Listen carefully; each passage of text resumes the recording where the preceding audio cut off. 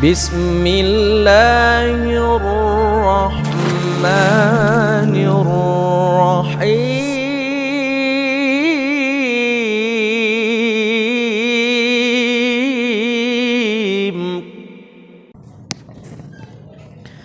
Ya, kita mulai. Bismillahirrahmanirrahim. Assalamualaikum warahmatullahi wabarakatuh. Alhamdulillah wassalatu wassalamu ala Rasulillah wa ala alihi wa sahbihi wa mawalah wa la hawla wa la quwata illa billahi wa ba'du. Alhamdulillah, di pagi ini kembali kita bisa duduk untuk berthalabul ilmi, dan kita masih membahas tentang akhlak-akhlak keseharian dari kitab Al-Jami' min Bulughil Maram, dan kita masuk pada hadis ke-15.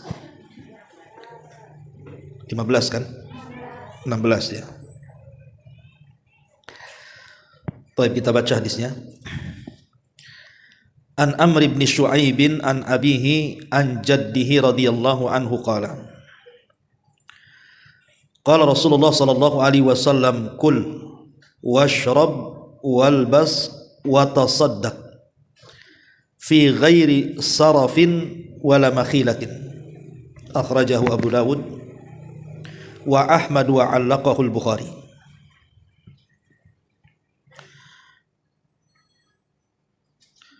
Dari Amr ibn Shu'aib, dari ayahnya, dan juga salam bersabda, dan bersedekahlah tanpa, dan juga tidak bersikap sombong. Taib masyarul muslimat yang dimuliakan Allah subhanahu wa ta'ala,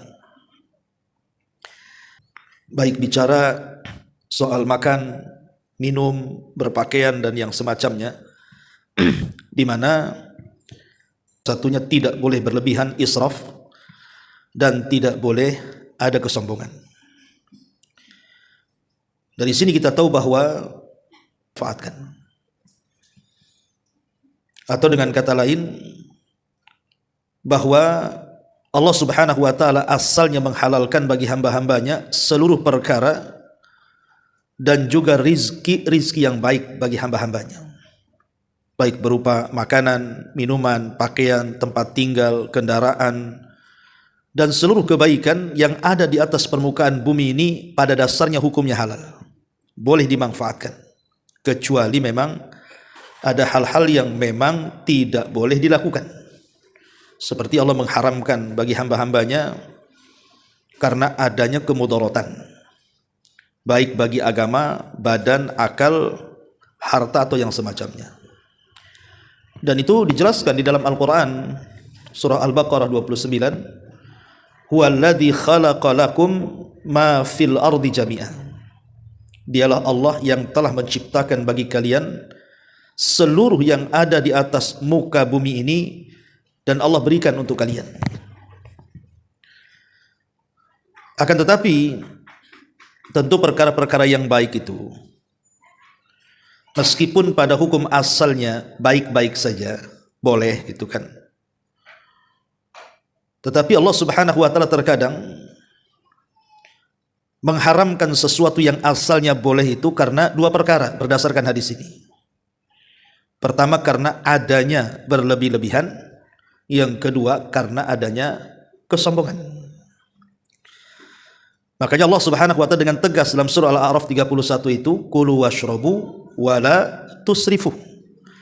Makanlah kamu, minumlah kamu, dan jangan berlebih-lebihan. Artinya selama makan yang kita makan itu ya biasa-biasa saja, maka itu dihalalkan. Tapi kalau sudah sampai kepada tingkat derajat berlebih-lebihan, maka yang tadinya boleh menjadi dilarang. Masyarul muslimat yang dimuliakan Allah subhanahu wa ta'ala, di dalam istilah bahasa Arab itu, ada istilah namanya tabdir, ada istilah israf. Itu secara bahasa sama aja artinya, berlebih-lebihan. Kalau kita katakan jangan dibuang, mubadzir. Makan habis nanti mubadzir. Mubadzir itu dari kalimat tabdzir, artinya berlebihan. Kalimat israf pun berlebihan sebagaimana hadis ini fi ghairi sarafin. Tetapi ada perbedaan antara tabdzir dengan israf. Tabdzir itu dia berkaitan dengan kemaksiatan. Jadi dia lebih umum. Seperti umpamanya orang mengeluarkan harta berlebihan tapi untuk maksiat. Nah, itu namanya mubadzir, Bu. Umpamanya orang kelebihan uang, akhirnya dia lari ke perjudian yang sekarang sedang marak itu, judi online gitu ya. Sampai saya baca berita di Jakarta itu setiap hari ratusan istri itu datang ke pengadilan agama, Bu, untuk minta cerai gara-gara judi online suaminya itu. Bahaya kan begitu. Lah, seandainya pun uang dia banyak, dan kalaupun dia berjudi itu tidak mempengaruhi ekonomi dia, maka tetap ini diharamkan. Karena berlebih-lebihan dalam kemaksiatan itu disebut tabdzir namanya. Yang Allah katakan kanu min ikhwani syaitan. Mereka adalah kawan-kawannya setan. Ya. Jadi mengeluarkan harta berlebihan pada perkara yang maksiat itu disebut tabdzir. Ataupun bukan hanya dalam maksiat saja. Umpamanya ibu beli masak-masakan lah. Ibu masak nih. Ibu cuma berdua saja sama suami. Tapi sekali masak kayak satu kampung, Bu. Jadi semua dimasak. Ketika dimakan itu tidak habis. Akhirnya kemudian dibuang ke tong sampah, bukan dibuang ke perut tuh, karena sudah kenyang kan. Dibagi tetangga ya tidak gitu ya. Malah dibuang. Nah itu disebut tabdzir. Ini pun berlebih-lebihan pada perkara halal pun menjadi haram tuh. Tidak boleh. Ini disebut tabdzir dalam bahasa Arab. Tapi saraf ini dalam hadis yang kita bahas ini kan di sini Rasul mengatakan wa tasaddaq fi ghairi sarafin. Saraf itu berlebihan juga. Tetapi ada yang mengatakan bahwa saraf itu dikhususkan untuk perkara yang boleh. Misal umpamanya makan, minum, asalnya kan halal, Bu. Tapi ibu berlebihan sampai kenyang. Jadi ibu itu sudah kenyang, dihantam lagi, Bu, sampai kuadrat kenyangnya. Sampai tidak bisa bangkit. Tidak bisa jalan, tidak bisa bernafas. Akhirnya kemudian kan memadaratkan jadinya kan, Bu, memadaratkan ke badan. Entah timbulnya banyak penyakit, timbulnya malas, mudah ngantuk, mudah tidur, malas ibadah. Itu namanya efek daripada saraf. Israf itu berlebihan. Lah ini juga dilarang. Walaupun dalam perkara-perkara yang boleh gitu ya. Tapi kalau sudah berlebihan kan jadi penyakit jadinya. Lah di sini Nabi sallallahu alaihi wasallam larang, boleh makan, boleh minum, ya. Tapi jangan sampai berlebihan. Minum sampai kenyang, makan sampai kenyang gitu ya, sampai akhirnya tidak ada nafasnya. Makanya Rasul mengatakan sepertiga untuk makan, sepertiga untuk minum, dan sepertiga untuk bernafas. Ini enggak semuanya untuk makan, sehingga tidak ada untuk bernafas itu. Lah, agama melarang tidak boleh berlebihan sampai seperti ini. Masyarul muslimat yang dimuliakan Allah Subhanahu wa taala, walaupun sekali lagi bentuk saraf ini juga masuk di bawah kata tabdzir. Yang Allah katakan innal mubadzirina kanu ikhwana syayatin.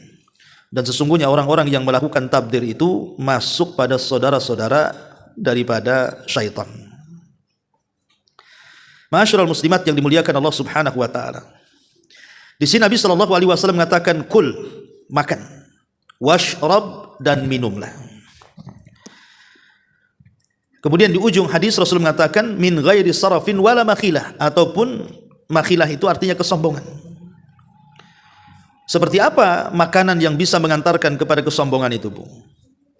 Seperti seseorang sengaja membeli makanan yang mahal, kemudian dia tampakkan, atau dengan kata lain pamer di hadapan teman-temannya, di hadapan orang lain, dengan cara apa, Bu? Dengan cara memposting. Hati-hati yang punya Facebook tuh, Bu. Ya, ibu makan di restoran mana, kemudian yang dipesan itu mahal-mahal kan gitu. Akhirnya ibu memposting, ibu sedang makan, ibu dan makanannya. Kan banyak sekarang itu konten-konten orang-orang yang suka majang orang yang sedang makan di restoran kan, Bu. Makanannya enak-enak, mahal-mahal. Lah yang baca komen itu orang-orang miskin. Yang nengok aslinya saja tidak tahu, hanya nengok gambar dari Facebook, dari Instagram dan yang semacamnya. Nah, ini kan mengundang kesombongan, Bu. Makanya sebaiknya, Bu, jangan suka selfie lah dengan makanan itu. Karena ini bisa mengundang kesombongan. Makan-makan saja lah, nggak usah pamer gitu ya. Jadi pamer dalam makanan ketika memposting sesuatu di medsos dengan makanan yang lezat, yang mahal, yang tidak semua orang bisa membelinya, ini bisa mengantarkan kepada kesombongan. Maka dilarang, tidak boleh. Ya, tidak boleh sekali lagi di zaman sekarang memposting hal-hal yang menjadikan tersakiti hati-hati orang-orang miskin. Apalagi di situ ada riyaknya. Nah, ini lebih parah lagi. Jadi ma'asyiral muslimat yang dimuliakan Allah Subhanahu wa taala, ataupun memberikan kemudaratan. Ada orang yang sudah tahu kalau makan ini memicu penyakit ini, ya. Makan itu memicu penyakit itu umpamanya kan. Dia sudah tahu, ya. Kemudian dia berlebih-lebihan di situ. Maka ini pun sama, tidak boleh, karena ini bisa memadaratkan kepada badan. Intinya seluruh yang berlebihan yang akan memberikan kemudaratan kepada badan kita itu terlarang dalam agama. Lihat bagaimana indahnya Islam mengatur kesehatan. Ya. Ma'asyiral muslimat yang dimuliakan Allah Azza wa Jalla. Kemudian di sini Rasul mengatakan walbas, dan berpakaianlah. Sama juga pakaian jangan berlebihan. Kan ada orang-orang yang kemudian suka pamer dengan pakaian dan ya bukan cerita orang-orang di luar sana juga, kadang-kadang yang sudah ngaji sama juga kadang-kadang. Ya kan, ini ada cadar terbaru, ya ada lampu-lampunya di kepalanya. Ibu pakai pula malam-malam di situ. Siapa itu pakai cadar di lampunya tuh? Jadi hal-hal yang seperti itu bisa mengundang pamer kan. Itu namanya pakaian syuhrah. Pakaian yang tidak wajar dipakai manusia. Sehingga mengundang orang memandang ibu. Pakaian itu kan fungsinya menutup aurat, bukan pamer. Ataupun ibu membeli pakaian yang berlebihan dengan harga yang mahal sekali, padahal seandainya pakaian-pakaian yang ya standar harganya lah, itu juga sudah layak dan cocok ibu pakai gitu. Tapi ada orang-orang yang kemudian membeli pakaian tuh yang selangit harganya, untuk apa berlebihan? Bagus seandainya dia beli pakaian banyak yang murah-murah kemudian disedekahkan kepada fuqara wal masakin, kan lebih manfaat lagi. Ya. Karena terkadang banyak orang yang mengoleksi pakaian itu tidak dipakai, karena ibu sendiri nggak mungkin sekali pakai 7 lapis kan, Bu. Ya pasti satu aja pakaian itu yang ibu pakai, nanti ganti lagi. Jadi jangan berlebihan, secukupnya saja. Kemudian di sini Rasul mengatakan watasaddaq, dan bersedekah. Tentu yang dimaksud sedekah di sini bukan sedekah wajib, Bu, karena sedekah wajib ini kan terbatas ukurannya atau besarannya, seperti zakat mal umpamanya kan, atau zakat fitrah. Jadi tidak mungkin israf berlebihan karena sudah ada takarannya, ada haulnya, ada nisabnya, ya.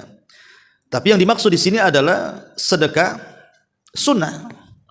Ada orang yang ingin bersedekah berlebihan, sehingga akhirnya kemudian karena berlebihan dalam bersedekah menyakiti keluarganya. Menyakiti keluarganya ini kan banyak juga orang yang sebenarnya orang itu dermawan, tapi karena berlebihan akhirnya menyakiti keluarganya. Contoh umpamanya orang yang bersedekah dengan wasiat. Anaknya banyak, malah kemudian diwasiatkan seluruh hartanya untuk pesantren, untuk masjid, untuk panti asuhan dan yang lainnya, sementara ahli warisnya tidak dapat apa-apa. Itu kan tidak boleh. Boleh seseorang itu berwasiat, tapi tidak boleh lebih daripada 1/3 harta, karena 2/3 itu milik ahli warisnya. Makanya sampai bersedekah pun dilihat-lihat. Makanya ketika Abdurrahman ibn Auf radhiyallahu anhu sedang sakit parah, ketika itu dia baru punya anak satu, wanita, perempuan. Jadi saat sakit parah disangkanya itulah sakit terakhir yang membawa kematiannya. Jadi ketika Nabi SAW duduk di samping Abdurrahman ibn Auf itu, Abdurrahman ibn Auf sempat berwasiat untuk menginfakkan seluruh hartanya, tapi Rasul melarang. Kemudian Abdurrahman mengatakan, bagaimana kalau separuh harta? Rasul juga melarang. Kemudian bagaimana kalau 1/3 harta? Kata Rasul, ya 1/3 itu sudah banyak. Artinya wasiat itu paling banyak 1/3 saja. Lewat daripada 1/3 akan mendolimi ahli waris. Jadi tidak boleh seseorang itu kemudian berlebihan dalam bersedekah, juga sama. Ataupun memicu kesombongan. Nah itulah sedekah-sedekah orang-orang yang ria, orang-orang yang sum'ah, pengen dipuji, pengen didengar. Nah, itu bisa mengarah kepada kesombongan tadi. Lah hal-hal yang seperti ini dalam Islam sangat dilarang. Tidak boleh, baik soalan makanan, minuman, pakaian, sedekah, semua diatur di dalam Islam. Semua diatur, tidak sembarangan. Ma'asyiral muslimat yang dimuliakan Allah Subhanahu wa taala. Lah secara umum ya, adab-adab seperti ini baik berkenaan dengan makanan, minuman, pakaian, tempat tinggal, kendaraan dan seterusnya. Itu sebenarnya bagian daripada nikmat yang Allah Subhanahu wa taala anugerahkan kepada kita, dan kita harus pandai mensyukurinya. Harus pandai mensyukuri. Makanya kenapa kita disuruh setelah makan dan minum mengucapkan alhamdulillah. Karena banyak di antara saudara-saudara kita boleh jadi mereka tidak makan seperti yang kita makan. Makanya ucapkan alhamdulillah. Karena kalimat alhamdulillah itu bagian daripada melanggengkan nikmat Allah, supaya nikmat kita ini terus bertambah.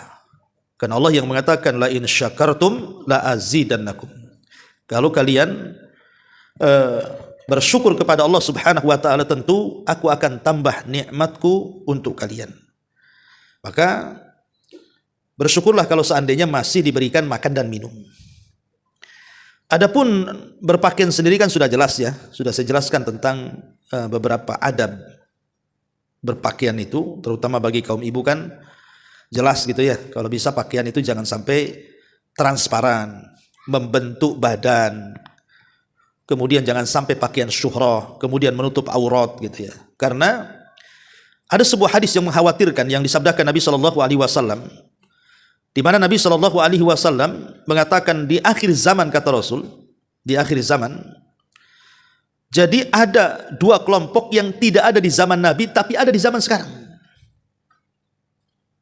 Jadi kelompok ini tidak ada di zaman Nabi tapi adanya di zaman sekarang ini. Salah satunya apa? Kasiyatun, ariyatun, wanita-wanita yang berpakaian tapi telanjang. Dia berpakaian tapi telanjang, maksudnya apa? Ya tadi boleh jadi mungkin pakaiannya sempit, pakaiannya transparan gitu kan. Padahal pakaian itu, kata para ulama, pertama ya ini soal pakaian itu, hendaklah seseorang itu berpakaian dengan pakaian yang bersih. Ini pertama. Kalau ibu mau berpakaian, pakailah dengan pakaian yang bersih. Yang kedua, satiran lil aurah, menutup aurat. Kemudian yang ketiga, tidak boleh tasyabuh dengan pakaian laki-laki. Karena sekarang banyak wanita-wanita itu tasyabuh dengan pakaian laki-laki. Pakai jeans, bayangkan jeans ada di celana. Kemudian pakai lepis, sampai bapak-bapak cari lepis di pasar tak ada, diborong ibu-ibu katanya. Ah ini kan masalah, Bu. Nah, coba lihat, kadang-kadang kita aneh ya, pakaiannya pakaian laki-laki tapi atasnya pakai jilbab. Ini kan banyak terjadi di masyarakat nih. Padahal wanita itu kodratnya sendiri, dia punya pakaian sendiri sebagaimana laki-laki juga punya pakaian sendiri. Maka tidak boleh pakaian wanita itu menyerupai pakaian laki-laki ataupun sebaliknya. Banci-banci kaleng tuh, Bu. Kemudian juga yang keempat, tidak boleh menggunakan pakaian syuhrah. Ya tadi saya katakan pakaian yang aneh-aneh, coraknya, warnanya, bentuknya, orang enggak syuhrah, tidak boleh, memfitnah manusia. Ya. Ibu pakai pakaian yang bergambar, umpamanya ada sablonan di pakaiannya, di jilbabnya, gambar-gambar makhluk. Ya, di situ ada gambar buaya, ada gambar apa gitu kan, Bu? Nggak boleh. Ataupun yang keenam, tidak boleh pakaian itu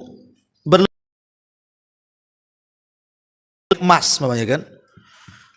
Nah, ini kan tidak boleh. Itu berlebihan juga kan gitu. Itu syaraf namanya. Dan akan menyakiti orang-orang fakir, orang miskin jadinya kan ketika melihat itu. Ya, termasuk juga kalau bagi wanita kan harus betul-betul menutup dengan setutup-tutupnya aurat, tidak membentuk badan,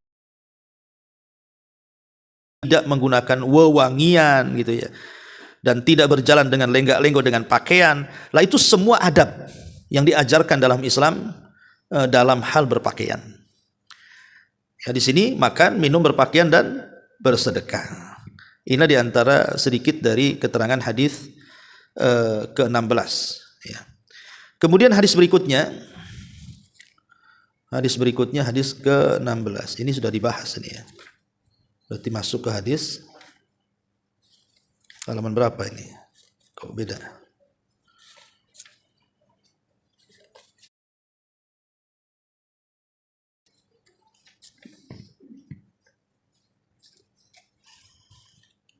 Berarti ini bab baru ya. Penjelasan semua hadis ini berkaitan dengan adab-adab yang disyariatkan. Adab tersebut agar para penuntut ilmu memperhatikannya kemudian berhias dan berakhlak dengannya dalam rangka menjalankan perintah dan meneladani Nabi sallallahu alaihi wasallam. Berarti ini masuk pada bab baru ya. Baik, hadis pertama.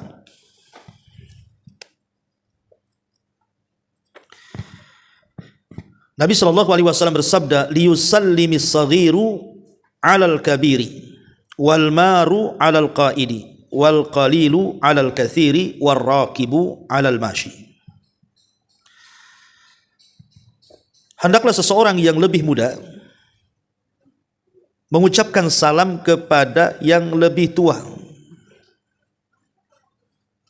dan hendaklah orang yang berjalan mengucapkan salam kepada orang yang duduk, dan hendaklah orang yang berkendaraan mengucapkan salam kepada orang yang berjalan. Ini adab yang disunahkan ya tentang masalah salam. Sebenarnya masalah salam kan pernah kita bahas, tapi tidak masalah kita ulas ya adab-adabnya, karena bagaimanapun hal-hal yang penting dalam keseharian itu kalau diulangkan kita teringat kembali gitu bahwa ada adab-adab yang harus kita lakukan yang berkenaan dengan masalah salam. Ma'asyiral muslimat yang dimuliakan Allah Subhanahu wa taala, yang pertama adab salam adalah kita disunahkan untuk menyebarkan salam. Kita disunahkan untuk menyebarkan salam. Jadi salam itu adalah perkara yang sangat dianjurkan untuk disebarkan. Tetapi bagi yang menjawab salam tentu beda hukumnya Bu ya. Kalau yang mengucapkan salam kan sunnah. Tapi kalau yang menjawab salam itu wajib Bu. Kalau ada orang yang salam ibu tidak jawab dosa. Karena menjawab salam itu wajib, tapi menyebarkannya adalah sebuah sunnah. Dan itu hal yang bisa menjadikan rekatnya hati kaum muslimin satu dengan yang lainnya. Karena Rasul yang mengatakan, la tadkhulul jannata hatta tu'minu wala tu'minu hatta tahabu. Kalian tidak akan masuk surga sampai kalian beriman, dan kalian tidak dinyatakan sempurna iman sampai kalian saling mencintai. Kemudian Rasul mengatakan, awala adullukum ala syai'in idza fa'altumuhu tahabbtum absus salama bainakum. Maukah ku ajarkan kepada kalian, kalau kalian lakukan nih, maka kalian akan saling mencintai. Maka Rasul mengatakan sebarkan salam. Jadi salam itu hakikatnya merekatkan hati kaum muslimin. Yang kedua, adamul iqtisar fi ilqa'is salam ala man ya'rif faqat. Jangan sampai Bu mengucapkan salam itu dilontarkan kepada yang dikenal saja. Yang enggak kenal ibu enggak mau salam. Nah, ini yang banyak nih. Yang sering saya istilahkan kalau jemaah pengajian di sini itu dari jauh saja sudah salam tuh Bu. Padahal jauh orangnya, dengar tak dengar pun udah salam tuh. Karena jemaah pengajian Bu. Tapi kalau bukan jemaah pengajian walaupun depan mata biasa aja. Nah ini salah, ini tanda-tanda kiamat. Salam itu bagi orang yang kita kenal ataupun yang tidak kita kenal. Selama zahirnya muslim atau muslimah, sampaikan salam. Kemudian yang ketiga, menggunakan sighah lafaz yang disyariatkan. Jangan mengganti dengan salam yang lainnya. Islam mengajarkan assalamualaikum atau assalamualaikum warahmatullahi atau assalamualaikum warahmatullahi wabarakatuh. Ibu jangan ganti selamat pagi, selamat siang, selamat sore, kemana? Nah, gitu. Jadi nggak boleh diganti. Karena itu lafaz yang tauqifi, yang terima jadi dari Nabi sallallahu alaihi wasallam. Kemudian yang keempat, alla yaqul alaikas salam.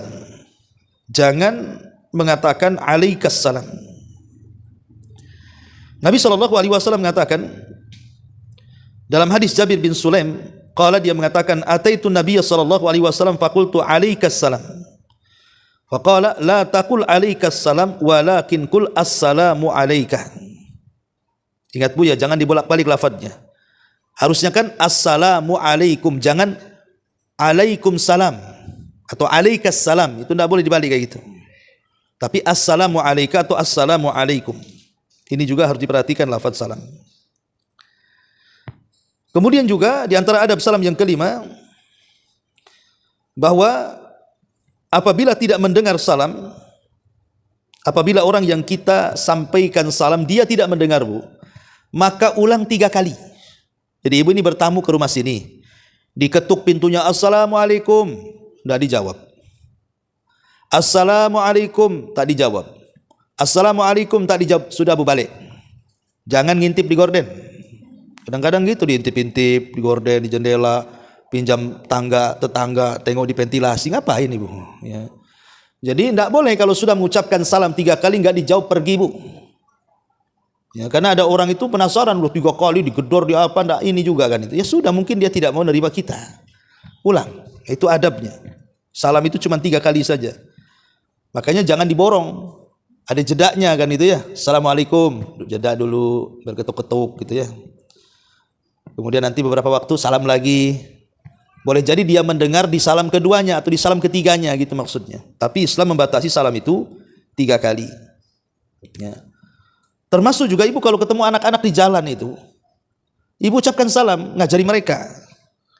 Karena ada riwayat dari Anas bin Malik radhiyallahu an, Nabi SAW itu kalau berjumpa dengan anak-anak dia mengucapkan salam. Ya, artinya kan mengajarkan anak-anak untuk salam. Dan lebih baik lagi kalau ibu mengucapkan salam diiringi dengan senyum. Diiringi dengan senyum. Karena Rasul mengatakan la tahqiranna minal ma'rufi syai'an walau antal akhaka biwajhin talqin, karena senyum sendiri adalah sedekah, Bu. Jadi kalau ibu iringi senyum dengan salam itu artinya mendabelkan sedekah dengan pahala. Senyumnya berpahala, salamnya juga berpahala, jadi double ya. Kemudian juga bukan hanya segera mengucapkan salam, kalau orang di hadapan kita ya salaman juga dengan tangan kita, karena itu di antara sebab bergugurannya dosa-dosa kita saat salaman. Tentu yang boleh disalami. Kalau yang bukan mahram ya tidak boleh ya. Itu juga yang harus dipahami tentang masalah salam. Dan termasuk adab-adab yang dicatat dalam hadis ini, di mana kalau kita posisinya orang muda, sementara depan kita orang tua, ya kita yang ngalah salam dulu. Jangan nunggu orang tua mengucapkan salam kepada kita yang muda. Atau yang berjalan mengucapkan salam kepada yang duduk. Atau yang sedikit mengucapkan salam ke yang banyak gitu ya. Nah ini semuanya kan bicara tentang adab-adab salam. Kemudian juga yang berkaitan dengan adab-adab salam juga pada hadis keduanya, Nabi mengatakan yujzi'u anil jama'ati idza marru an yusallima ahaduhum wa yujzi'u anil jama'ati an yarudda ahaduhum. Jika serombongan orang berjalan bersama, sudah cukup jika salah seorang dari mereka mengucapkan salam, dan sudah cukup jika salah seorang dari mereka membalas salam. Jadi kalau ibu sedang rombongan 4-5 orang, kemudian melewati orang yang sedang duduk-duduk 4-5 orang. Satu aja Bu mengucapkan salam, jangan rame-rame. Ibu lagi demo apa kan? Satu aja. Yang jawab juga satu, itu sudah mewakili gitu maksudnya. Itu juga di antara adab salam. Termasuk juga dalam hadis yang ketiga yang berkaitan dengan salam juga, Rasul mengatakan la tabda'ul yahuda wan nasara bis salam wa idza laqitumuhum fit thariq fadtarruhum ila adyaqi. Jangan kalian memulai mengucapkan salam kepada orang Yahudi dan Nasrani. Jika kalian bertemu dengan mereka di jalan, maka pepetlah mereka ke arah jalan yang sempit. Kenapa orang Yahudi tidak boleh kita ini memulai salam? Karena mereka tidak selamat masalahnya. Ngapain kita doakan keselamatan? Mereka sendiri tidak selamat. Mereka sendiri tidak selamat. Makanya tidak perlu kemudian mengucapkan salam kepada mereka. Apalagi kalau seandainya ucapan mereka yang mengucapkan salam kepada kita dan tidak jelas ucapannya, maka itu lebih tidak perlu di. Inilah keterangan hadis tentang masalah salam. Sebenarnya ini kan hanya syarahan saja Bu ya. Sebenarnya kita nanti masuk pada bab albir wassilah, halaman 64. Nanti yang minggu depan kita masuk pada bab baru, bab albir wassilah, halaman 64. Karena setelah saya teliti rupanya ini hanya syarahan keterangan hadis-hadis yang sudah kita baca sebelumnya. Wallahu alam, sampai di sini. Silakan kalau yang bertanya.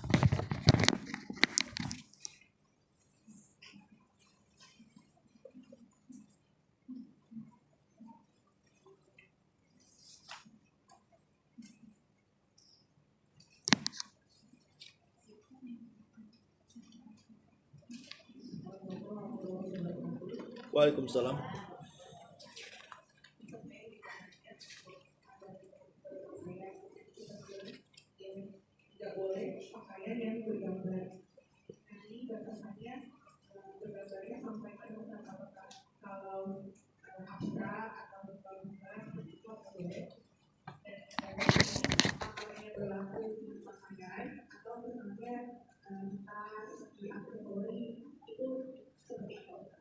Iya, iya paham. Yang dimaksud bergambar itu Bu, maksudnya gambar-gambar yang bernyawa. Gambar-gambar makhluk yang bernyawa dan jelas gambarnya. Karena sekarang ini ya termasuk fitnah juga kan, banyak pakaian-pakaian itu yang disablon dengan cara menggambar makhluk. Entah binatang, entah manusia. Entah dilukis dengan tangan atau disablon sama saja. Karena hukuman bagi para penggambar itu pada hari kiamat luar biasa Bu. Di mana dalam sebuah hadis itu nanti leher di neraka itu keluar. Kemudian dia mengatakan wukiltu bi thalathin, aku dikuasakan kepada 3 manusia. Salah satunya adalah para penggambar. Ya, jadi yang dilarang itu adalah gambar makhluk yang bernyawa.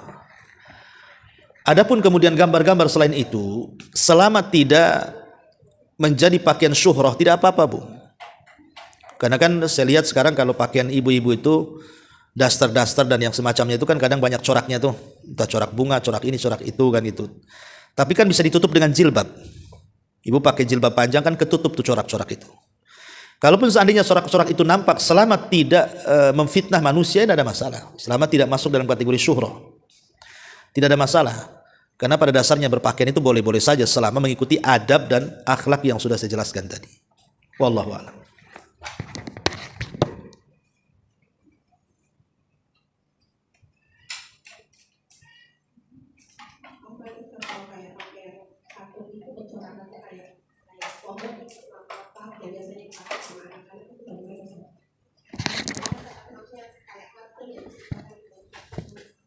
Iya, justru kalau seandainya dia membuat binatang yang atau makhluk yang tidak pernah Allah ciptakan itu lebih parah lagi Bu. Umpamanya dia melukis makhluk yang kepalanya lebih besar daripada badannya. Padahal Allah tidak menciptakan makhluk seperti itu. Atau kakinya lebih besar dibandingkan badannya. Seperti kartun-kartun itu kan. Maka itu lebih parah lagi. Karena Allah tidak menciptakan, dia menciptakan pula kan gitu. Dia menggambar. Maka sebaiknya Bu, saya sarankan saja kalau beli pakaian untuk anak-anak itu. Ya sebaiknya itu ya cari gambar-gambar yang tidak bernyawa. Saya kira itu lebih selamat. Ya lebih selamat gitu ya. Karena kan banyak pakaian-pakaian yang tidak bernyawa kan, entah gambar gunung, entah gambar pohon, entah gambar apa gitu. Yang penting jauhi makhluk yang bernyawa. Maka insya Allah itu lebih selamat. Daripada kita masuk di situ yang kemudian dikhawatirkan itu masuk pada kategori dalam hadis-hadis yang dilarang tentang hukum seputar gambar. Wallahu a'lam.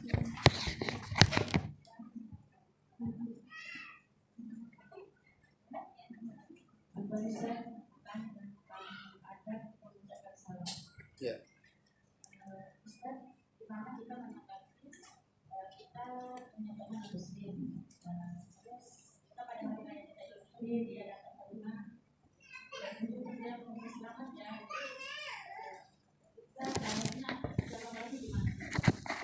Mengucapkan salam atau selamat ya gitu. Oh. Ya, iya, bilang aja. Ya gitu. Dia kan mendoakan keselamatan kepada kita. Insya Allah kita muslim selamat lah. Iya aja lah. Nah, itu. Tapi kalau dia kemudian mengucapkan salam kepada kita, assalamualaikum, jelas-jelas, fasih. Tidak ada lafad-lafad yang samar. Kadang-kadang lebih fasih pula mungkin karena pernah jadi TKW di Arab mungkin. Assalamualaikum Kalau jelas maka ibu cukup menjawab wa alaika gitu saja. Wa alaikum. Ya. Karena dikhawatirkan di zaman Rasul itu kan ada orang Yahudi mengucapkan salam bukan assalamualaikum tapi assalamualaikum, maka Rasul mengatakan wa alaika. Cukup wa alaika saja. Jadi tidak perlu kemudian dilengkapi sebagaimana salamnya seorang muslim.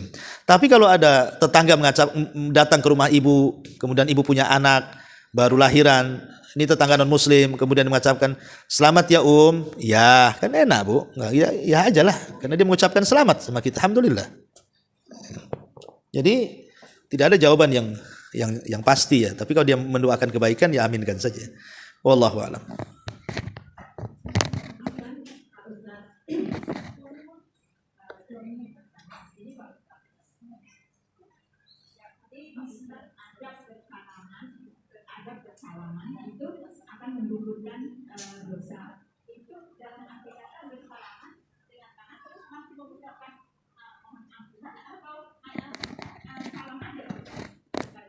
Iya, mengucapkan salam. Kita kan jumpa dengan kawan nih. Assalamualaikum Om, Assalamualaikum kemudian ibu salaman. Tangan ibu dengan kawan itu. Maka selama tidak dilepas tuh tangan ibu dengan dia tuh, maka selama itu dosanya digugurkan. Selama ibu tidak melepas genggamannya. Jadi kalau ibu salaman dengan dia, nunggu dia yang lepas, Bu. Masalahnya si kawan itu paham juga, tak mau melepaskan, Bu. Akhirnya lama banget. Ya ada durasinya lah kan, masa salaman terus, ya paham lah kalau sudah lama ya dilepas. Artinya kan hadisnya memang seperti itu. Selama dia menggenggam tangannya, maka disitulah berguguran dosa-dosanya. Wallahu a'lam. Ya, ya saya kira cukup ya. Subhanakallahumma bihamdika, asyhadu an la ilaha illa anta astaghfiruka wa atubu ilaik. Allahu